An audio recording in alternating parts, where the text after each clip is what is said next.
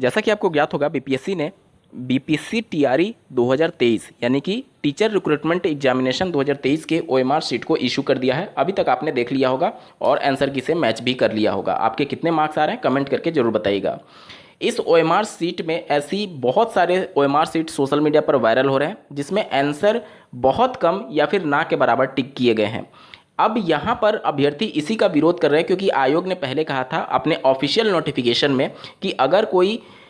भी फील्ड छोड़ देता है तो उसके ओएमआर शीट की जांच नहीं होगी, जो कि डायरेक्टली रिस्पॉन्सिबल होता है उसके रिजल्ट से। जैसे कि अभ्यर्थी अगर क्वेश्चन बुकलेट सीरीज नहीं लिखता है, जैसे ABCD जो होता है, क्योंकि उसी के अनुसार आपका जो ऑप्टिकल मार्क रीडर होता है, जो मशीन होता है, वो प्रश्नों के सीक्वेंस की जांच करता है। अगर आपने वो नहीं लिखा है तो आपके जो प्रश्न पत्र है और जो ओएमआर शीट है, इसके अलावा जो आपका नोटिफिकेशन था, जो आपका एडमिट कार्ड था, सब में मेंशन किया गया था कि आपका रिजल्ट रोक दिया जाएगा। इसके अलावा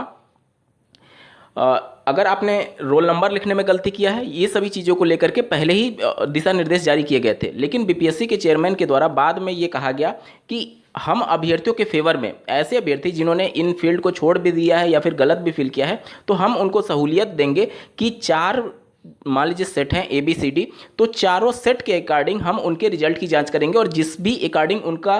ज़्यादा मार्क्स आएगा उसी के हिसाब से हम उनका रिजल्ट घोषित कर देंगे। जिसको लेकर के अभ्यर्थियों के द्वारा विरोध भी दर्ज कराया गया था कि इस प्रकार से तो ओएमआर में छेड़छाड़ भी हो सकता है। अभी आप अपने स्क्रीन पर जो ओएमआर शीट देख पा रहे हैं, इनके द्वारा सॉल्व किए गए प्रश्नों को देखिए। टोटल 120 प्रश्नों में से इन्होंने केवल 10 प्रश्नों को ही सॉल्व किया है। अब जैसा कि आपको ज्ञात होगा, BSEB के माध्यम से जो STET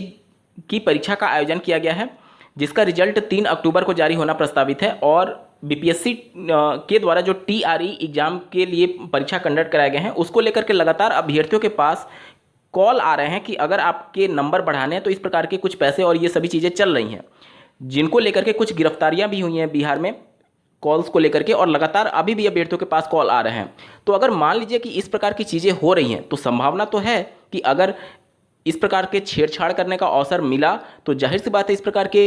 गुंजाइश तो है 1% ही सही, लेकिन इस प्रकार की संभावना तो है। इसी वजह से अभ्यर्थी लगातार ये मांग कर रहे हैं आयोग से कि अगर किसी ने कोई गलती की है तो पहले ही जब आपके नोटिफिकेशन में बातें मेंशन थी, आपने एडमिट कार्ड पर मेंशन किया, आपने प्रश्न पत्र में मेंशन किया, तो फिर आप ओएमआर से छेड़छाड़ क्यों कर रहे हैं। हालांकि आयोग ने पहले ही ये स्पष्टीकरण कर दिया है कि इससे ओएमआर से कोई भी छेड़छाड़ नहीं किया जाएगा, लेकिन जिस प्रकार से अभ्यर्थियों के पास कॉल आ रहे हैं उससे संभावनाओं से इनकार भी नहीं किया जा सकता कि इस प्रकार की चीज़ें हो सकती हैं। क्योंकि अगर आपका डेटा केवल आयोग के पास है, आपने आवेदन किया, आपका डेटा अगर लीक हो रहा है और कोई थर्ड पर्सन, चाहे कोई भी थर्ड पर्सन हो, अगर आपको कॉल कर रहा है और आपको बता रहा है कि आपने आवेदन किया था, यानी कहीं ना कहीं से तो डाटा लीक हो रहा है, कहीं ना कहीं तो लूप होल होगा आयोग में। ये बात से इनकार नहीं किया जा सकता क्योंकि आपका डाटा किसके पास है, आयोग के ही पास तो है, आपका मोबाइल नंबर या फिर जो भी चीज़ें। और अगर आपके नंबर पर अगर कॉल आ रहा है इन सभी चीज़ों को लेकर के, तो ये केवल एक तुक्का मात्र है या फिर वाकई में डेटा लीक हो रहा है। इन सबको जांच करने का एक विषय राज्य सरकार के पास जरूर होना चाहिए, क्योंकि जितनी निष्पक्ष तरीके से परीक्षा हुई है, आगे की प्रक्रिया भी निष्पक्ष हो और पारदर्शी तरीके से हो।